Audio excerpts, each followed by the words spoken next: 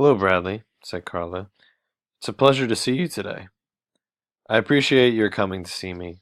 She held out her hand. I punched myself in the eye, he said as he walked past her. He didn't want her thinking someone else gave it to him. I'm the only one who can beat me up. Did it hurt? She asked. No, he said, sitting at the round table. Nobody can hurt me. Not even me. She sat across from him. She was wearing a light blue shirt with yellow mice running all over it. The shirt was the same color as her eyes. The mice were the same color as her hair. I wanted to hit somebody, he explained, as he stared at her shirt. But if I hit another kid, I would have gotten in trouble, so I hit myself. Why do you want to hit somebody? Because I hate him. Who? Everybody. Is that why you hit yourself? Do you hate yourself? He didn't answer. He thought it was another one of her trick questions. Do you like yourself? She asked. He didn't trust that question either.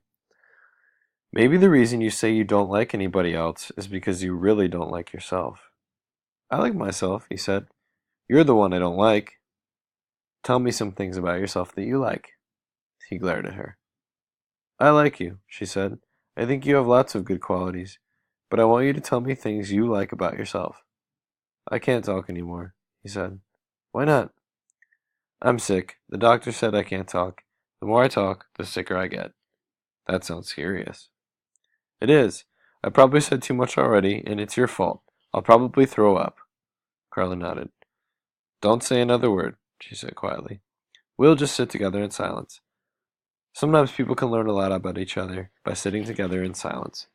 She locked her mouth shut, then opened it to swallow the key. You're weird, said Bradley. A lot of people tell me that, she admitted, and then put her finger to her lips. They sat together in silence. Bradley shifted in his chair. His eyes darted restlessly around the room. He put his hands behind his head and leaned back. Then brought his hands out in front of him and folded them. Then he unfolded them. He didn't like sitting together in silence. He thought she was probably learning too much about him. I can probably talk a little bit, he said. No, I don't want you to get sick, said Carla. I like you too much. The doctor says I'm supposed to talk a little, just not a lot. All right. Shall we talk about school? No, the doctor says if I talk about school, I'll die. Carla frowned. That's a problem, she said. See, as part of my job, I'm supposed to help you do better in school. But how can I help you if we can't even talk about it? Bradley put his fingers to his chin and thought it over. I know, he said. Just tell everybody that you tried to help me, but I wouldn't let you. Tell them I was too mean and nasty. That's it. Tell them I said I'd spit on you. Oh, no, I couldn't say that about you, said Carla. You're too nice. They'll believe you, he assured her. It doesn't matter whether they believe me or not, said Carla. I'd know it was a lie. So? So when you tell a lie, the only person you're lying to is yourself. He didn't see anything wrong with that. If you're only lying to yourself and you know it's a lie, then it doesn't matter. I just wish I knew why a smart kid like you keeps failing. It's because Mrs. Apple doesn't like me, said Bradley. Shh, said Carla. Don't talk about it. Well, I can probably talk about school a little bit without dying, he said. Okay, Carla said hesitatingly. But as soon as you feel even a little bit like dying, let me know and we'll stop. They talked about school for about 15 minutes before Bradley felt like dying. Carla pointed out that the same questions that were on the tests were also on the homework assignments. She suggested that if he did his homework, the test might be easy for him. The tests are easy, he told her.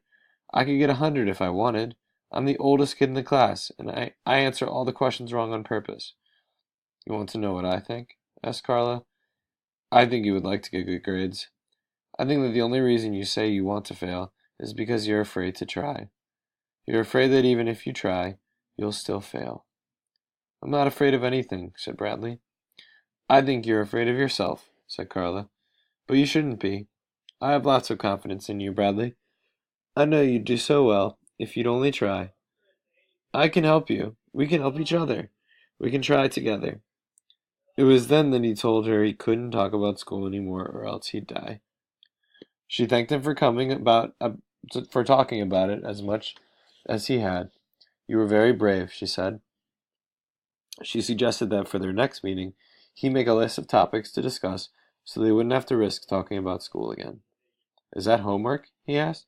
No, she assured him. You don't even have to put your name at the top. Good, said Bradley. He was glad it wasn't homework. It was time to return to class. Thank you for sharing so much with me today, Carla said to him. I enjoyed your visit very much. She held out her hand. He stuck his hands in his pockets and walked out of her office.